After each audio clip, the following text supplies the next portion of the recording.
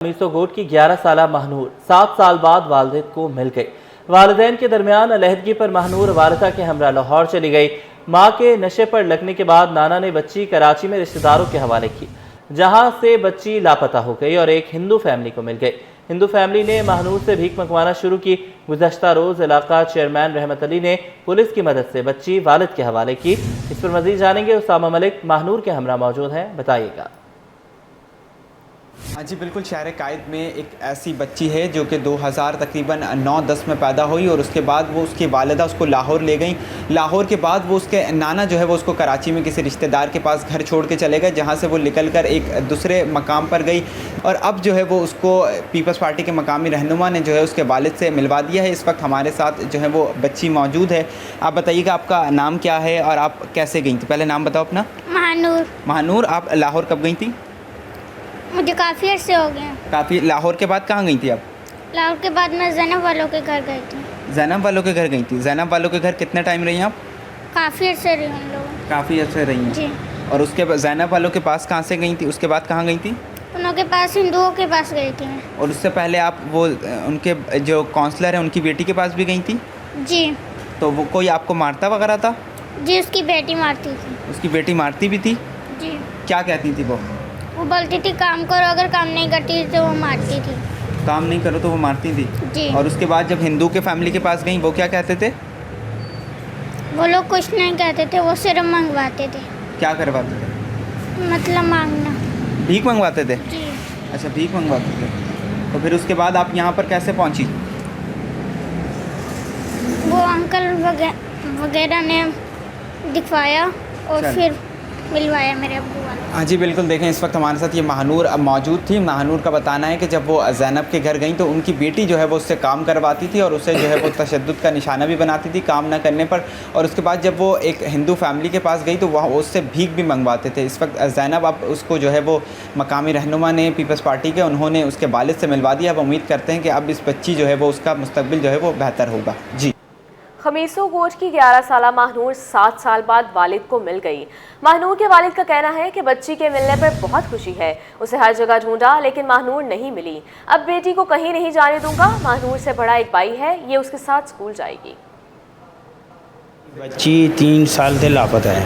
3 साल की उम्र से? जी जी, 3 साल की उम्र से गई हुई थी। 3 साल। कौन लेके गया था इसको? मेरा ससुर इसको लेके गया था। तो फिर उसके बाद से ये आपको यहाँ जब से नहीं मिली है मुझे, ये अब मिली है इस भाई के थ्रू, ये बैठा हुआ है। तो आप अब इसकी क्या पढ़ाई वगैरह का क्या इंतजाम? जी जी, इसकी पढ़ाई कराऊंगा। अभी भाई इसका पढ़ रहा है, ये भी पढ़ेगी इंशाल्लाह। पढ़ाई वगैरह जी जी। अब ये नेक्स्ट टाइम तो बाहर ऐसे नहीं जाएगी? नहीं नहीं, अब नहीं छोड़ूंगा इंशाल्लाह, नहीं छोड़ूंगा। इसी पर मजीद बात करें। न्यू कराची खमीसोगोट में रिश्तेदारों से गुम होने वाली बच्ची को पीपल्स पार्टी के यूसी चेयरमैन ने दोबारा वालिद से मिलवा दिया। रहमत अली कहते हैं कि बच्ची अपनी वालिदा के रवैये से तंग आकर हिंदू फैमिली के पास पहुंची। वो अपनी वालिदा के घर वापस नहीं जाना चाहती थी। मजीद जानेंगे। अनुषा जाफरी से यूसी चेयरमैन के साथ मौजूद हैं, बताइएगा। बिल्कुल, मानूर नामी 9 साल की बच्ची न्यू कराची खमीसोगोट में लापता हुई थी और वो बच्ची की जो देखभाल अचानक से वो किसी हिंदू के घर पहुंचती है और वहां पर उसकी देखभाल की जाती है और वहां से जाती नहीं है। इसके बाद जब यहाँ पर हमारी टीम पहुंची है तो यूसी चेयरमैन जो पाकिस्तान पीपल्स पार्टी के हैं, रहमत अली इनका नाम है, उन्होंने जब देखा कि एक हिंदू की फैमिली के अंदर एक मुस्लिम बच्ची नज़र आ रही आती जाते तो उन्होंने फौरी तौर पर रब्ता किया उनसे और रब्ता करने के बाद उस बच्ची की डिटेल्स हासिल की। इस वक्त हम न्यू कराची खमीसोगोट के अंदर ही जो है वो यूसी चेयरमैन के ऑफिस में मौजूद है। इनसे बात करते हैं कि क्या आखिर बच्ची की कहानी है। देखिए, ये दूसरे रमज़ान को इतवार वाले दिन मुझे मेरे चाहे ये काउंसलर है महबूब, इसने बताया कि एक बच्ची है जो मुख्तलिफ है कलर, उसमें हिंदू जो यहाँ पर कोली खिलाते हैं हिंदू, उनके पास है। तो हम गए, हमने उसको चेक किया, उन्होंने हमसे पूछा जिन्हें उनके पास बच्चों ने कहा ये बच्ची मुस्लिम है और हमारे बच्चों के साथ खेल के हमारे पाड़े में आ गई है। तो सुबह जब हमने वीडियो वायरल की तो ये 10:30-11 बजे के टाइम एक फैमिली आ गई। मैंने बच्ची से अलहदा में पूछा कि तुम इसके साथ जाना चाहती हो, शबाना के साथ? ये कौन है? उसने कहा मेरी पप्पी है, मैं इनके साथ जाना चाहती हूँ। तो हमने उसको फ़िलहाल उसको वक्ती तौर पर उनके हवाले कर दिया। हमने बॉन्ड किया कि आप यहीं हो, यहीं रहोगी, जाना नहीं जब तक इसके असल वारिस ना आ जाए। तो जब से वो बच्ची, फिर उसके बाद सेकंड डे शाहिद लाशारी साहब थे, वो आ गया, उसके रिश्तेदार आ गए। उन्होंने कहा कि मैंने इसकी माँ से शादी की थी, लव मैरिज, लेकिन बनी नहीं, तो उसकी माँ चले गई मुझे छोड़कर, और बच्ची भी ले गई। बच्ची पैदा हो गई थी और एक बड़ी बेटा भी पैदा हुआ था। बच्ची किसके पास है? अभी बच्ची जो है वो अपनी इनकी फुप्पी कहलाती है, हाँ के पास है अभी? के पास है। हम रोज़ाना, हमारे जो काउंसलर ने रोज़ाना चेक कर रहे हैं, बच्ची को देखभाल कर रहे हैं कि वो कहीं निकल ना जाए, इधर ही है। तो जब वो उसके बाप के हवाले हो जाएगी, फैसला होगा। हाँ, आप लोग फैसला कर रहे हैं। जी हाँ, बाप की मर्जी कहाँ रहना चाहती है। बिल्कुल, ये पीपल्स पार्टी के यूसी चेयरमैन है रहमत साहब, जिन्होंने बच्ची को अभी अपनी निगरानी में रखा हुआ है और अभी पुप्पी के पास है और ये चेक भी करते हैं उस बच्ची को रोज़ के। जब तक फैसला नहीं हो जाता बच्ची का कि वो बाप के पास जाएगी या माँ के पास, तब तक जो है उस बच्ची को प्रॉपर ये निगरानी में रखेंगे। और बच्ची जो है वो अब अपनी पुप्पी के पास है और उसका वालिद जो है वो शाहिद भी सामने आ चुका है। कराची से बच्ची का ताल्लुक है और जल्द बच्ची को जो है जब फैसला हो जाएगा तो उसके बाप के हवाले कर दिया जाएगा। रमज़ान मुबारक में चीनी की बढ़ती कीमतों को ब्रेक ना लग सका। रिटेलर्स ने वज़ीर-ए-आला सिंध और कमिश्नर कराची से ज़ख़ीरा अंदोज़ी करने वालों के खिलाफ सख्त कार्रवाई का मुतालबा कर दिया। काविश मेमन से तफसीलात जानेंगे, बताइएगा। जी बिल्कुल, देखें कराची इंतज़ामिया का एक्शन बेसूद साबित होता हुआ दिखाई दे रहा है। होलसेल की सतह पर चीनी की कीमत में मुसलसल इजाफे का सिलसिला जारी है और यकीनन जब होलसेल की सतह पर चीनी महंगी होगी तो उसका इम्पैक्ट रिटेल पर भी पड़ेगा। 180 रुपये फ़ी किलो से चीनी तजावुज़ कर चुकी है। जनरल सेक्रेटरी रिटेलर एसोसिएशन मौजूद हैं। फैज़ भाई बताइएगा, चीनी मुसलसल महंगी हो रही है, होलसेलर एतराफ़ कर रहे हैं कि जो ज़ख़ीरा अंदोज़ है उन्होंने 115 रुपये की चीनी लेकर अब 170 रुपये में फ़ी किलो होलसेल में जब फ़रोख्त होगी तो रिटेल में 180 पर जाएगी, क्या कहेंगे? बिस्मिल्लाहिर्रहमानिर्रहीम। जैसा कि होलसेलर कह रहे हैं वो सही कह रहे हैं। अब उसकी वजह यही है कि उस पर असर जो है वह आवाम पर पड़ता है और आवाम जब इस चीज़ को नहीं समझती और वो दुकानदार को ही ज़िम्मा करती है, तो मैं इसलिए आपके तवज्जो से कमिश्नर कराची और वज़ीर आला से दरख्वास्त करूँगा कि वो इसकी फौरी एक्शन लें और इसको लेने के ऑक्शन लेकर तमाम जो रिटेलर्स को, जो होलसेलर्स के गोदामों में माल पड़ा हुआ है वो होलसेल में बिकवाएं, ना कि रिटेलर को जाकर जिसके पास 1-2 बोरी पड़ी हुई है उसको नाजायज़ तौर पर मार्केट में लाकर वो बेच रहे हैं। तो इसलिए पहले सबसे पहले होलसेलर से स्टॉक भी लें और तमाम मैन्युफैक्चर से स्टॉक लेकर उस पर अमल किया जाएगा तो फौरी अमल होगा। कितने तक जाएगी चीनी? लेकिन अगर जिस तरीके से जा रही है तो ये 80-90 तो हो गई है। किसी जगह कोई कीमत का इस वक्त तयन नहीं है। लोगों का जो असर है, होलसेलर कह रहे हैं कि ये 200 रुपये तक जाएगी। या हमारा काम है रिटेल का, हम 1-1 किलो, आधा किलो चीनी बेचते हैं, जिसकी वजह से होलसेलर को चाहिए पहले उनके छापे मारे जाए गोदामों पर और उनसे माल को बाहर बरामद किया जाए और वो रिटेलर में दिया जाए। ठीक है, फरीद कुरैशी मेरे साथ मौजूद थे। कहते हैं कि कराची इंतज़ामिया ने अगर ज़ख़ीरा अंदोज़ों के खिलाफ एक्शन ना लिया तो चीनी की कीमत 200 रुपये फ़ी किलो से तजावुज़ कर सकती है। दरियाए सिंध पर कैनाल्स के मसले पर सिंध में एहतजाज। पीपल्स पार्टी की जानिब से सिंध असम्बली का इजलास तलब करने पर गौर। आइंदा हफ्ते सिंध असम्बली का इजलास मुतवक्के। सिंध असम्बली में कैनाल्स की तामीर के खिलाफ करारदाद मंजूर होने का इम्कान। मज़ीद तफसीलात जानते हैं आजिज़ जमाली से। जी आजिज़। देखिए, ये सिंध में दरियाए सिंध पर कैनालों के मसले पर भरपूर एहतजाज हो रहा है रोज़ाना किसी न किसी की तरफ से। तो पाकिस्तान पीपल्स पार्टी ने इस दबाव से निकलने के लिए सिंध असम्बली का इजलास बुलाने का फैसला किया है और ज़राए कह रहे हैं कि आइंदा हफ्ते सिंध असम्बली का इजलास मुतवक्किल है। ये 1-2 रोज़ के लिए इजलास होगा जिसमें दरियाए कैनालों की तामीर के खिलाफ एक करारदाद पेश की जाएगी और इस करारदाद को मंजूर करवाया जाएगा ताकि पीपल्स पार्टी ये साबित कर सके कि दरियाए सिंध पर कैनालों के मसले पर पीपल्स पार्टी का मौक़िफ़ जो है वो वाज़े है।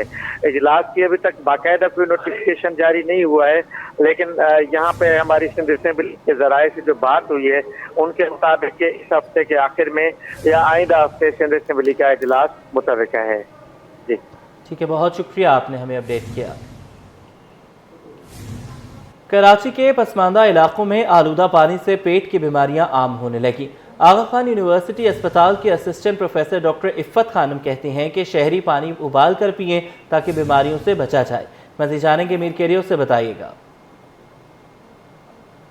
बिल्कुल, कराची के मज़ाफ़ाती इलाकों में अगर पानी की बात की जाए तो इस वक्त पूरे कराची में पानी की किल्लत तो पाई जा रही है, लेकिन इस वक्त जो कराची में पानी आ रहा है, आया कि वो पानी पीने के लायक है भी या नहीं, पानी को कैसे पीना चाहिए, इस पर हम बात करेंगे। आगा खान यूनिवर्सिटी अस्पताल की एसोसिएट प्रोफेसर डॉक्टर इफ़त हमारे साथ मौजूद है। पीने का पानी अवेलेबल है, अगर वो सही तरह से इसको सफाई से इस्तेमाल नहीं किया जाए, यानी कि वो उसको उसकी सफाई के ख्याल नहीं किया जाए, उसको बॉयल करके ना पिया जाए, तो पानी के ज़रिए बहुत सी अमराज हैं जो ट्रांसफ़र हो जाते हैं। ख़ास तौर पर आपने सुना होगा डायरिया की बीमारी या गैस्ट्रोएंटेराइटिस की बीमारी, बहुत सी जरासीम है जो गंदे पानी के इस्तेमाल से इंसान में मुंतकिल होते हैं। उसके अलामात बहुत शदीद भी इख्तियार कर सकती हैं, जैसे वो वॉमिटिंग्स हैं, लूज़ मोशंस हैं। साथ साथ गंदे पानी के इस्तेमाल से हेपेटाइटिस ई की बीमारी का सामना करना पड़ता है, जिसमें मरीज़ों को जॉइंटिस होता है, उल्टियाँ होती हैं और फिर बहुत ज़्यादा जिसम के टॉक्सिक असर फैल जाते हैं। तो गर्म मौसम में पानी जब टेम्परेचर आपका ज़्यादा हो जाता है तो निगलीरिया का जरासीम अफजाइश नज़र पाता है। निगलीरिया का ट्रांसफ़र कैसा होता है कि हम जब किसी भी वजह से नाक के ज़रिए पानी अगर जाता है, हम नाक पे पानी लेते हैं, जैसे वज़ू करते हैं, स्विमिंग करते हैं, तो पानी के ज़रिए नाक के थ्रू वो जरासीम दिमाग के अंदर चला जाता है और उसको हम इसको अपने टर्मिनोलॉजी में ब्रेन ईटिंग बैक्टीरिया कहते हैं। वो बहुत जो है उसकी शदीद बीमारी होती है, ज़्यादातर 99% से मरीज़ बच नहीं पाते हैं। उस सूरत हाल में आप पानी को क्लोरीनेटेड वाटर इस्तेमाल करना चाहिए, यानी कि ऐसा पानी इसको क्लोरीन के ज़रिए साफ़ किया गया हो। जैसे ही गर्म मौसम शुरू हो उस ज़माने में आप अपने वाटर टैंक्स में क्लोरीन का इस्तेमाल करें ताकि निगलेरिया की बीमारी से बच सकें। जो लोग पानी पी रहे हैं, अगर वो आलूदा पानी है घरों में टैंकर के ज़रिए या लाइन के ज़रिए जो पानी पहुँच रहा है, अगर वो आलूदा है तो उसको उबाल कर पिए। ख़ासतौर पर जो पानी से पैदा होने वाली बीमारियाँ हैं उन पर भी उन्होंने रोशनी डाली, एहतियाती तदाबीर भी बताया कि पानी से कौन कौन सी बीमारियाँ होती हैं, उनसे कैसे बचा जाए। जी, governor State Bank Jameel Ahmed की ज़ेर सदारत मॉनेटरी पॉलिसी कमेटी का इजलास। पॉलिसी कमेटी यहाँ मुआशी आदाद-ओ-शुमार का जायज़ा लेगी। कमेटी शरह सूद में कमी या इसे बरकरार रखने का फैसला करेगी। मॉनेटरी पॉलिसी बयान प्रेस रिलीज के जरिए जारी किया जाएगा।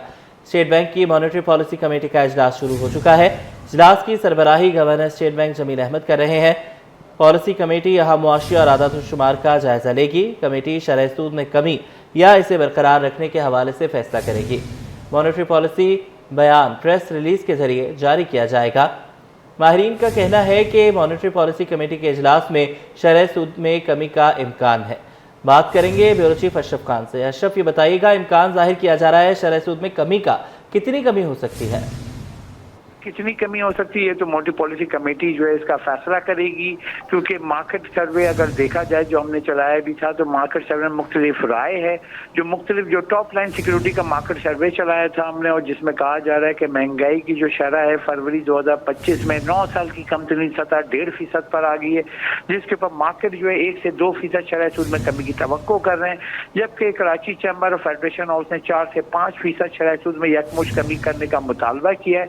कहा है कि जिस तरीके से जब महंगाई की शरह बढ़ी थी तो तेजी से जो शरह सूद बढ़ाई गई थी, अब जब महंगाई की रफ्तार कम हो गई हुकूमती इक़दाम की वजह से, तो अब शरह सूद में भी बड़ी है यकमुश्त कमी करनी चाहिए, क्योंकि मौजूदा शरह सूद देखा जाए इस वक्त 12% बैंक मार्कअप मिला के 15% पे जो है कोई कर्ज नहीं ले रहा है। इस पे मुतालबा किया है सनतकारों ने और ताजिरों ने कि हुकूमत इस वक्त एक बड़ा फैसला ले के जो शरह सूद है सिंगल डिजिट में लाया जाए, जिससे जो उनकी कॉस्ट कम हो, जिससे लोग कर्जा दे सकें और जो उनकी माली मुश्किलात है वो कम हो सके। और यहाँ पे सबसे अहम बात जो स्टेट बैंक के गवर्नर जमील अहमद की सरबराही में जो है मॉनेटरी पॉलिसी कमेटी का इजलास जारी है, माशी आदाद-ओ-शुमार का जायजा लिया जा रहा है और अहम माशी आदाद-ओ-शुमार है जिसमें आपका तिजारती खसारा है, महंगाई की शरह है और तवाज़ुन अदायगी है, जिसे ट्रेड बैलेंस की अदायगी का कहा जाता है, करंट अकाउंट कहा जाता है। उन सब का डाटा की जाँच होगी। जाँच के बाद अगले 2 माह के लिए शरह सूद क्या होगा उसका फैसला लिया जाएगा, जबकि मार्केट 1 से 2% तवक्को कर रही है। इस वक्त मौजूदा शरह सूद 12% पर है। ठीक है, बहुत शुक्रिया आपने हमें अपडेट किया। सदर FPCCI ने शरह सूद में 5% कमी का मुतालबा कर दिया। आतिफ इकराम कहते हैं शरह सूद में महंगाई के तनासुब से बड़ी कमी होनी चाहिए। मरकजी बैंक आज मॉनेटरी कमेटी के इजलास में शरह सूद में 5% कमी करे। उनका मजीद क्या कहना है, आइए देखते हैं। देखें ये तो अभी तो हम तो पहले कह रहे थे सिंगल डिजिट हो, तो अब तो इन्फ्लेशन का जो 1.5% अब आई है इस महीने, उस हिसाब से तो ये 3-4% से ज़्यादा नहीं रेट होना चाहिए। पर ठीक है, गवर्नमेंट की ठीक है अपनी कोई पॉलिसीज होंगी, पर ग्रेजुअली इसको अभी स्टिल है ये 13%। इसको ये जो अभी कमिंग मॉनेटरी पॉलिसी आएगी इसमें सिंगल डिजिट लेके जाएं और अंटिल जून इसको मेरे ख्याल 5-6% होना चाहिए मैक्सिमम। मुल्क की मईशत का अहम दिन है। स्टेट बैंक की मॉनेटरी पॉलिसी कमेटी शरह सूद का तयन करेगी। विफाक ऐवान हाय सनअत तजारत पाकिस्तान ने शरह सूद में 4 से 5% कमी का मुतालबा कर दिया। सीनियर नायब सदर साकिब फयाज मकू कहते हैं कि जब महंगाई की शरह में कमी हुई तो अब शरह सूद में भी बड़ी कमी होनी चाहिए। तफसीलात जानेंगे, ब्यूरो चीफ अशरफ खान से बताइएगा। देखिए, जब माशी बहाली होती नज़र आ रही है, साथ ही एक अहम डाटा है कि जो महंगाई की रफ्तार है पिछले साल के मुकाबले सिर्फ 1.5% रह गई है, जो कि पिछले साल 28% थी। नुमाया कमी हुई है, हुकूमती इकदाम नज़र आ रहे हैं। FPCCI के सीनियर नायब सदर जो हैं साकिब फयाज मकू हमारे साथ मौजूद हैं। हुकूमती इकदाम अच्छे होते दिखाई दे रहे हैं, असरात मईशत पर नज़र आ रहे हैं। आप क्या मुतालबा करें? तमाम इंडिकेटर्स अच्छे जा रहे हैं और अच्छे से यही मुराद है कि कंट्रोल में है तमाम इंडिकेटर, जो भी इकनॉमिक इंडिकेटर्स हैं। अब हुकूमत को जो है वो ये देखना होगा कि कोई ऐसी पॉलिसी बनाएं कि ये जो इंडिकेटर्स हैं ये कहीं फिर से वही वाली सूरत हाल ना हो जाए, कोई ऐसी पैनिक सूरत हाल ना हो जाए इसके अंदर। और जो महंगाई की शरह है, महंगाई की शरह काफ़ी हद तक कम हो चुकी है। तो सबसे पहले मेरे ख़्याल में जो हुकूमत को फ़ैसला करना चाहिए, जो कि बहुत आसान फ़ैसला होगा हुकूमत के लिए, इंटरेस्ट रेट में फौरी कमी करनी चाहिए उसको।